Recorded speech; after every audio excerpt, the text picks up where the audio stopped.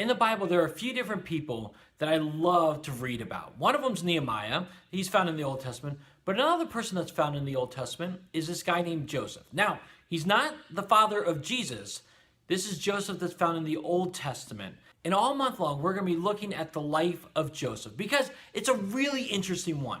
It's found in the end of Genesis, and it's a great story about trust and Joseph putting his trust in God. In fact, that's the theme of the month, all month long for us. It's trust. Putting your confidence in someone you can depend on. And God is someone we can depend on. And so today, what I want you to do is to begin to read the story about Joseph and how he got in a little bit of trouble, but how God was there for him. So what I want you to do is to pause the video, read the story, and answer these few questions. But I want you to see what Joseph got himself into and how God was with him.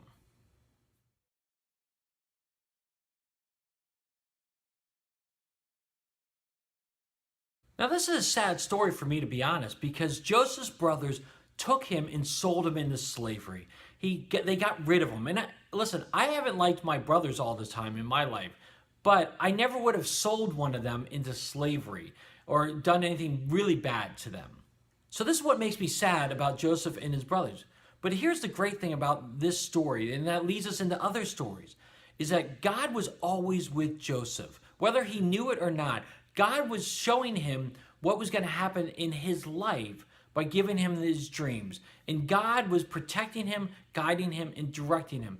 And that Joseph knew that he could put his trust in God.